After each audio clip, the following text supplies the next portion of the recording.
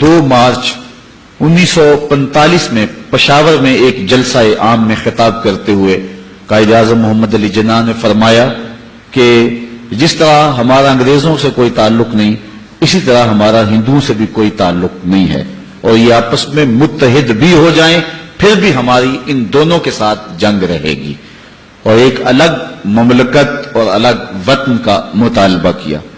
منبر و محراب پر ایک بھونچال آ گیا، قائد اعظم کو کافر اعظم کہا گیا۔ بالکل آپ کے قرب میں پسرور میں ایک جلسہ ہوا، وہاں کہا گیا کہ پاکستان کیا پاکستان کی پے بھی نہیں بنے گی، بلکہ قائد اعظم کا نام چونکہ محمد علی ہے، ان کی بہن کا نام فاطمہ ہے، تو کہا گیا کہ یہ شیعہ ہے۔ تو قائد اعظم محمد علی جناح کو کسی نے کہا کہ وہ کہتے ہیں کہ یہ شیعہ ہے، تو قائد اعظم نے مسکراتے ہوئے کہا چلو گاندھی کو ووٹ دے دے، وہ تو سنی ہے۔ تو اس طرح آپ نے ان کی ان باتوں کا رد کیا۔ مسجد خیر الدین کے ممبر پہ گاندھی کو بٹھایا گیا، یہ ہماری تاریخ کا المیہ ہے، اور جو ہے وہ بہت کچھ ہوا۔ علامہ اقبال 1938 میں زندگی اور موت کی کشمکش میں تھے، لیکن انہوں نے اس نظریے کی تبلیغ اس وقت بھی نہیں چھوڑا۔ حسین احمد مدنی ٹانڈوی کے نام آپ کے جو مکتوب ہیں اور جو آپ کا مکالمہ اور مناظرہ ہوا ہے وہ تاریخ کے اوراق میں موجود ہے۔ جب اس نے یہ فتویٰ دیا کہ ملتیں اوطان سے بنتی ہیں، وطن خمیر ہے قومیت کی، جو جواب دیا تھا وہ کلیات اقبال میں موجود ہے۔ سرود بر سر منبر کے ملت از وطن است، چے بے خبر ز مقام محمد عربیست، بمصطفیٰ برساں خیشرا کے دی ہما اوست، اگر باؤ نہ رسیدی تمام بو لہبیست۔ اقبال نے کہا تھا کہ میں تو سمجھا تھا کہ یہ قرآن و حدیث پڑھنے اور پڑھانے والے دین کے مزاج سے آشنا ہوں گے، لیکن یہ جو فتویٰ داغا گیا ہے کہ ملتیں اوطان سے بنتی ہیں، اس سے سمجھ آ گئی کہ ان لوگوں کو ابھی حضور کے مقام سے خبر ہی نہیں ہوئی ہے۔ اور پھر اقبال نے جو دلیل دی دیکھیے کتنی خوبصورت ہے۔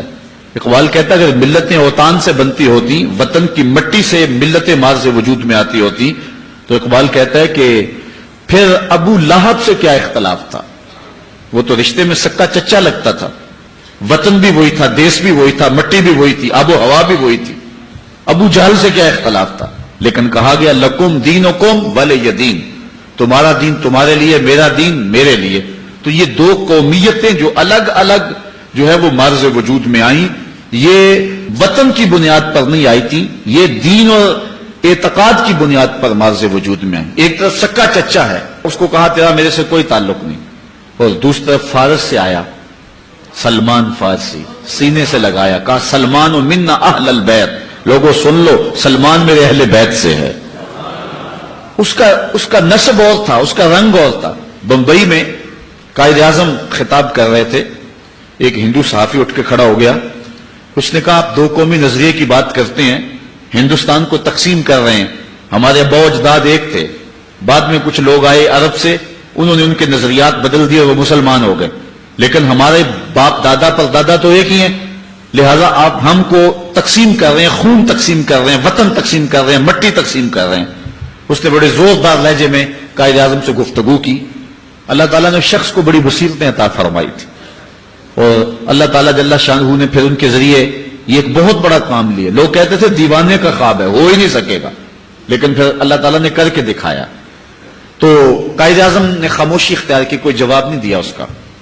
تھوڑی دیر کے بعد کہا مجھے پیاس لگی ہے، تو کسی شخص نے جو ہے وہ پانی پیش کیا، تو انہوں نے 2 گھونٹ پانی لیا، پھر اس کے بعد رکھ دیا، اور اس صحافی کو جس نے اعتراض کیا تھا کہا آپ بڑے غصے میں تھے، بڑے گرم تھے، یہ لو پانی پی لو ذرا ٹھنڈے ہو جاؤ۔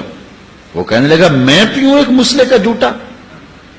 تو قائد اعظم نے کوئی جواب دینے کی بجائے اسی اجتماع میں ایک ترکی نسل نوجوان بیٹھا ہوا تھا جس نے ترکی ٹوپی پہنی ہوئی تھی، اس کو کہا میاں یہ پانی پی لو۔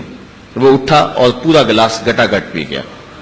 اب دوبارہ قائد اعظم اس ہندو صحافی کی طرف متوجہ ہوئے اور فرمایا کہ تو کہتا ہے کہ ہم ایک قوم ہیں، مجھے بتا کہ میں اگر اکٹھے زندگی گزارنا چاہوں، میری زندگی تیرے ساتھ گزرے گی یا اس کے ساتھ گزرے گی؟